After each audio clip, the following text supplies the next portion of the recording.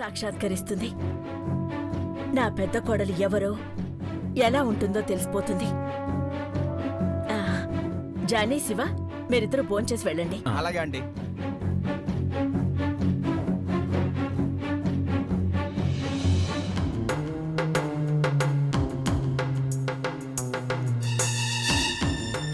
ఏం జరుగుతుందో, అక్క ఏం చేస్తుందో అంతా కన్ఫ్యూజన్గా ఉంది.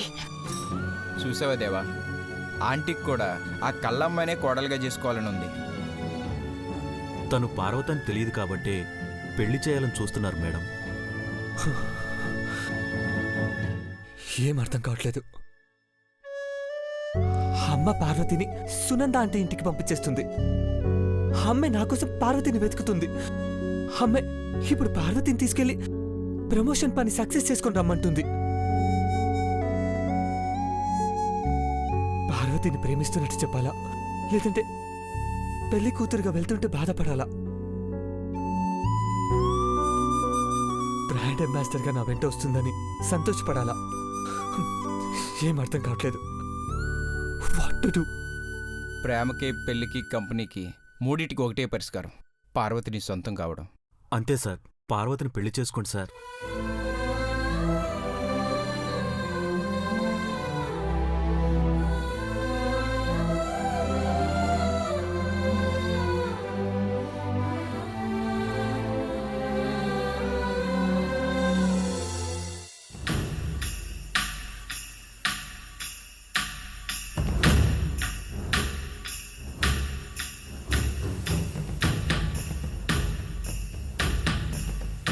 చంద్రమ్మా, చంద్రమ్మా, చంద్రమ్మా, ఏమైందంటీ? ఎవరైనా తరుముకొస్తున్నారా ఏంటి? ఆ పార్వతికి తగిలే అదృష్టం నన్ను తరవడానికి వస్తోంది. తిక్క సమాధానాలు చెప్పకుండా అర్థమయ్యేలా చెప్పు. కొంప మునిగిపోయిందిరా దేవుడో, ఇక నా జీవితం ఇలాగే తెల్లారిపోతుందిరా దేవుడా.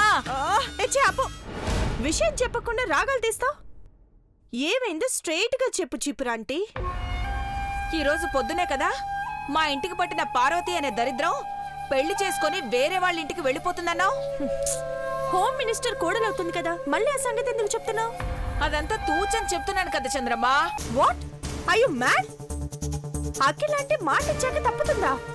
పైగా హోమ్ మినిస్టర్ సునంద గారు పార్వతిని కోడలుగా చేసుకోవడానికి ఇష్టపడుతున్నారు.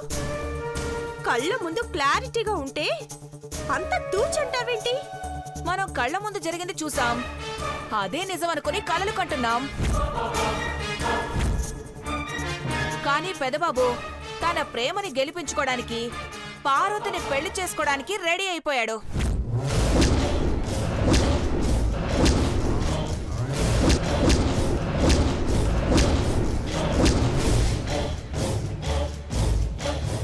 ఏంటి నువ్వనేది? అయ్యో రామచంద్ర, నీకు చెవుడా ఏంటి? షాక్ అయినప్పుడల్లా రెండోసారి చెప్పించుకుంటావు. కంపెనీ ప్రమోషన్ పని మీద అని చెప్పి పార్వతిని నార్త్ ఇండియాకు తీసుకెళ్తున్నాడు పెదబాబు. తీసుకెళ్లి పెళ్లి చేసుకుంటాడు. అక్కడ అందమైన లొకేషన్స్ ఉంటే అక్కడే హనీమూన్ పూర్తి చేసుకుని వస్తాడు. ఈ సువాసనకే మూడొచ్చేస్తుంది. నా ఏంజిల్ కూడా మంచి మూడ్లో ఉంటే ఈరోజు నా పంట పడినట్టే. బంగారం వస్తున్నా. Angel, I'm coming. నువ్వు పెట్టిన 30 రోజులు కూడా ఆగాల్సిన అవసరం లేదు. 30 నిమిషాల్లో నిన్ను ఇంప్రెస్ చేస్తా. వచ్చేస్తున్నా.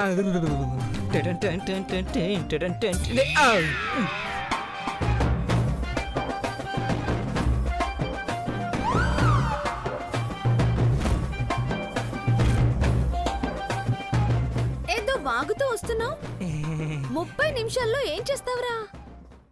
భోంచేస్తాను, జిమ్ చేస్తాను, వీలైతే ఇంప్రెస్ చేస్తాను. పెళ్ళాన్ని ఫ్లాట్ చేయడం అంటే నీ పేరు మీద ఫ్లాట్ కొన్నంత ఈజీ కదమ్మా. బాగా ప్రిపేర్ అయ్యి వచ్చాను.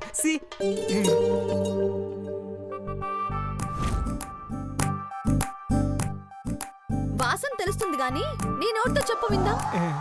తెల్లటి మల్లెపూలు, తీయటి బాదం హల్వా. వీటితో ఏం చేస్తావు? నీకెందుకు ఉపయోగపడతాయి? నీకోసమే తెచ్చాను బంగారం. చాలా సినిమాల్లో చూసాం కదా, మొగుడు పెళ్ళానికి మల్లెపూల పొట్లో హల్వా తీసుకొచ్చి తినిపిస్తాడు, మురిపిస్తాడు, ఆ తర్వాత పబ్జిక్ సీన్ ఉంటుంది కదా, కానీ మనం చూపించం.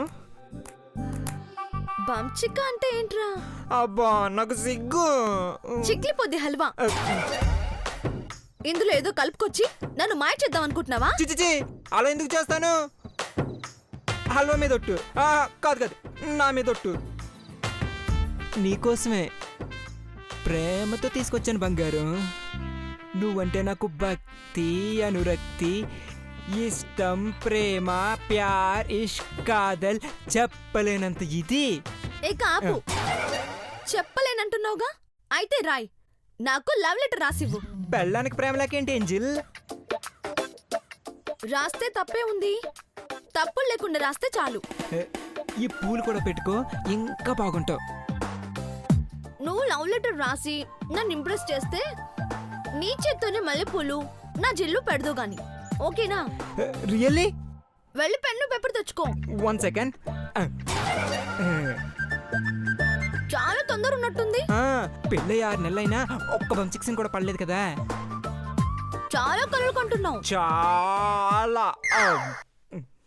ఆ కలలన్నీ రంగు నుంచి కాగితంలో రాయి. హవ్వ అన్నట్టు ఉండకూడదు, హల్వా తిన్నట్టు ఉండాలి. Your time starts now.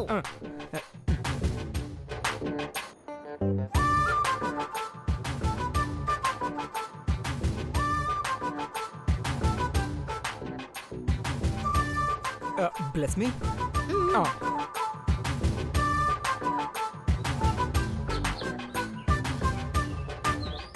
రాసేస్తా.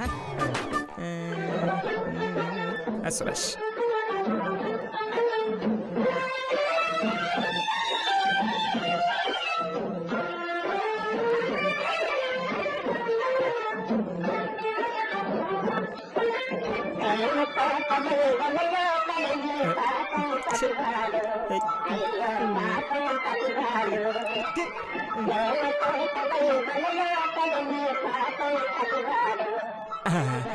నేను రాసేస్తా, నువ్వు హల్వా తిను.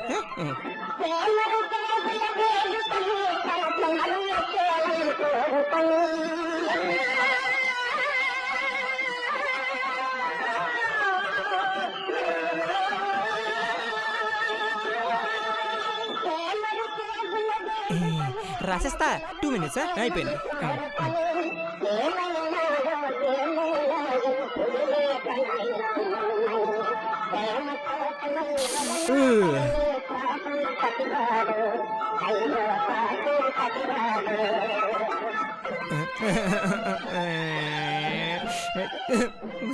ఆలోచించుతున్నావేంట్రా?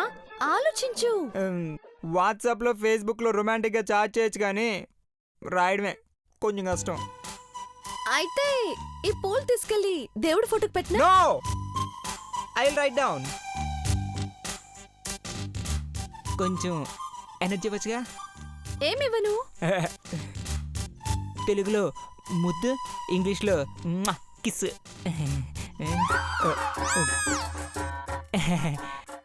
No problem. ఇక్కడ మొదలుపెట్టి అక్కడ దాకా వచ్చేస్తానే. కాలు చూపించింది ముద్దు పెట్టమని కాంద్రా గూట్లే. ఎగిరి తంతానని సింబాలిక్ షాట్ చూపించాను. నన్ను ఇంప్రెస్ చేశాకే నీ కలలన్నీ నిజమయ్యేది. నువ్వు ముసుకుని రాయ్. రాసి తీర్తా.